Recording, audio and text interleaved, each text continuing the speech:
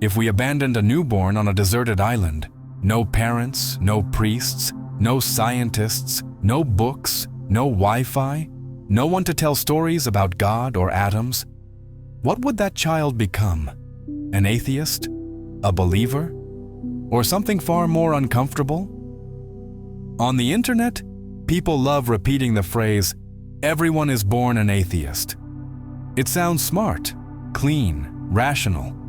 But philosophically, that sentence is almost meaningless. Saying that a baby is an atheist is like saying that a fuel injector in a 12-liter turbo diesel engine is an atheist. Does the injector believe in God? No. But does it believe God does not exist? Also no. It doesn't deny anything. It doesn't affirm anything. It simply lacks the capacity to even enter the question. And that's the key confusion. Not believing is not the same as denying. A baby doesn't reject God. A baby doesn't reject atheism either. A baby doesn't reject anything. It doesn't stand on one side of the debate. It doesn't even know the debate exists.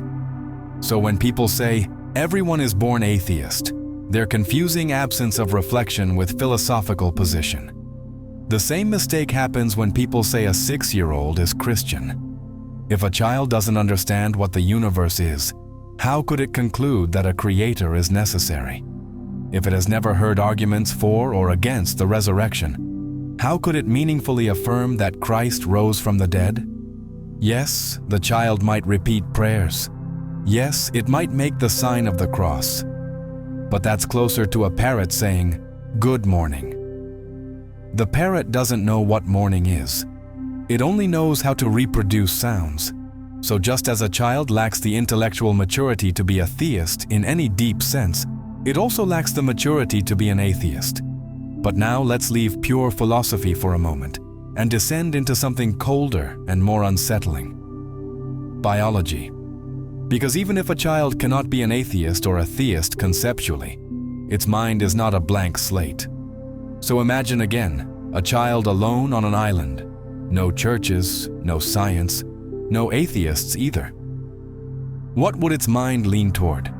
Science has actually tried to answer that question, and the answer is uncomfortable for everyone. Researchers identified 3 cognitive mechanisms that appear early in human development. They are not beliefs, they are tendencies, and they quietly shape the way reality feels to us. The cognitive psychologist Justin Barrett calls it HADD.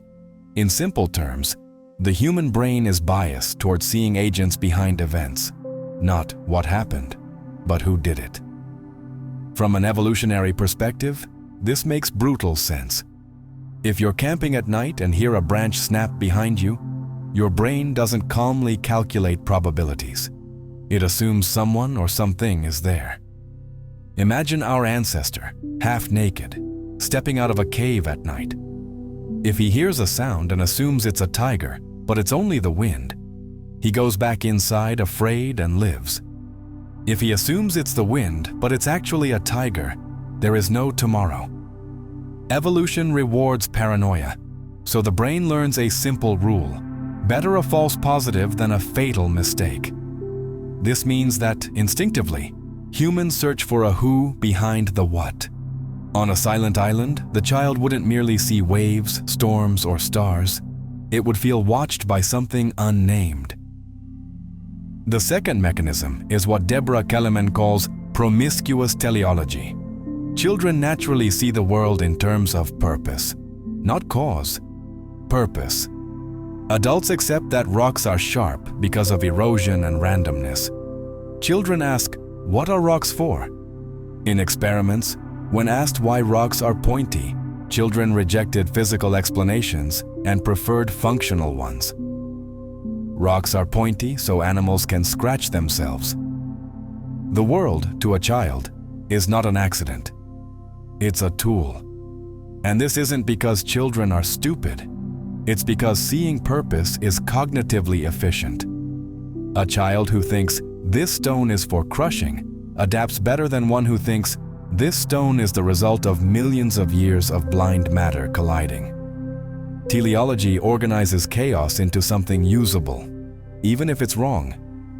The third mechanism is intuitive dualism. Psychologist Paul Bloom argues that humans naturally experience mind and body as distinct. Children easily accept stories where a character changes bodies, or where the mind survives after the body is destroyed. They don't need philosophy to imagine this. It feels natural. From early on, we experience ourselves as something that uses a body, not something that is a body. And this makes the idea of a bodiless agent not just possible, but intuitive. So now pause. A child alone on an island would likely search for agency, see purpose everywhere, feel that it is more than flesh. Ironically then, it is more accurate to say humans are born theistic than to say they are born atheist. Still wrong, but closer.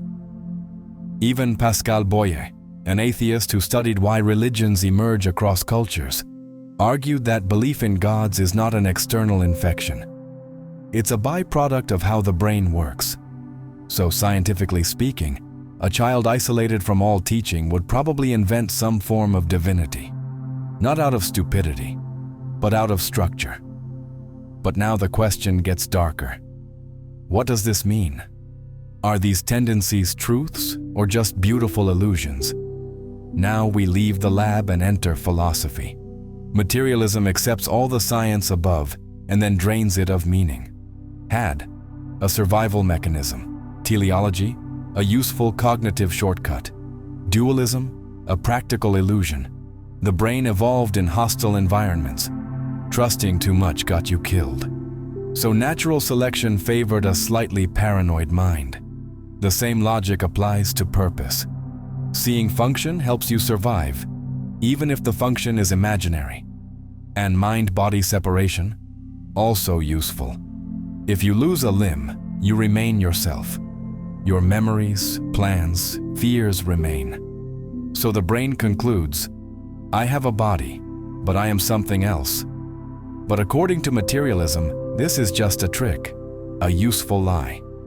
In this view, the child on the island doesn't perceive reality. It misinterprets it in ways that keep the organism alive. Truth is irrelevant. Survival is everything, which leads to a disturbing implication.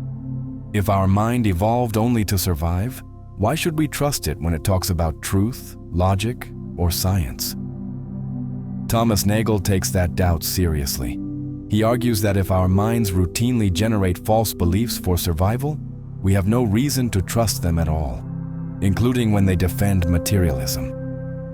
Nagel notices something strange. Humans don't just think to survive. We think about things that have no survival value whatsoever. We ask why the universe exists. We invent mathematics with no application. We debate metaphysics. None of this is necessary. A human could live a full biological life without ever wondering why there is something instead of nothing. And yet we do. Nagel proposes something radical. What if the universe itself has teleological laws? Not designed in a religious sense, but oriented. Like a river flows to the sea not by chance, but because the terrain inclines that way. Maybe the cosmos is inclined toward consciousness. If that's true, the child's sense of purpose is not a mistake. It's a faint resonance with the structure of reality. And if materialism is correct, then ironically, we cannot trust materialism. Islam introduces the concept of fitra, an innate disposition toward God. The philosopher Ibn Tufayl imagined our island experiment centuries ago. In his story, a child raised by a gazelle watches his adoptive mother die. Her body remains, her organs remain, but life is gone. So the child concludes, something invisible once controlled the body. He expands this idea to animals, then to stars, then to the cosmos. Eventually, he sees the universe as one body, with coordinated movement, and concludes there must be one invisible intelligence. But Islam adds something else. The child is not inventing God. He is remembering. The Quran describes all souls witnessing the Creator before birth. So the sense of purpose is not illusion. It is recognition.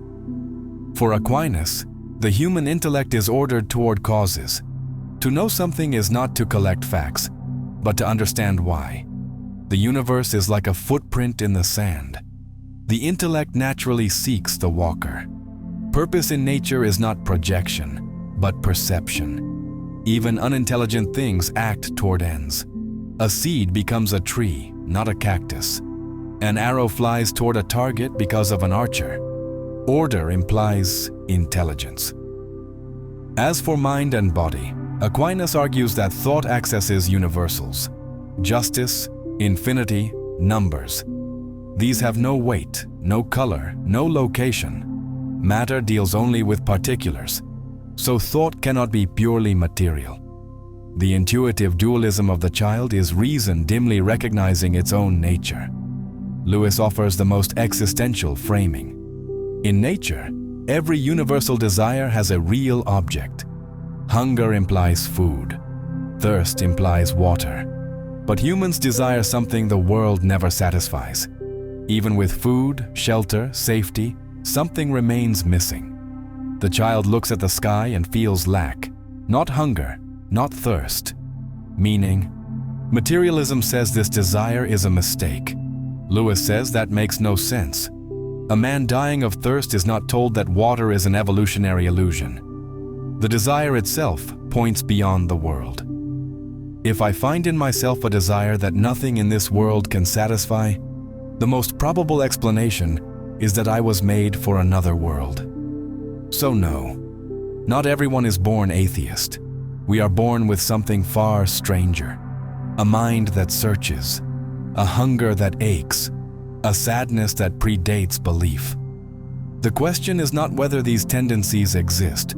The question is what they mean. Illusions, cosmic orientation, memory, design, or longing for something real.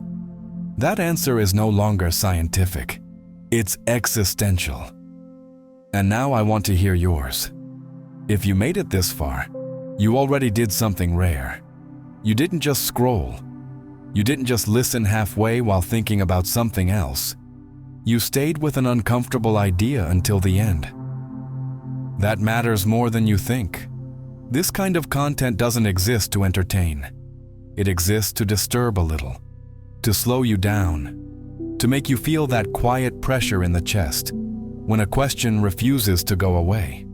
And every time you watch, every time you sit with that discomfort instead of escaping it, you're already supporting what this channel is about. Just being here helps, truly. But if this video gave you something, a new doubt, a deeper sadness, a sharper clarity, or even a sense of belonging in the middle of confusion, there's a way to turn that silent exchange into something tangible. Becoming a channel member isn't just a financial gesture. It's a signal.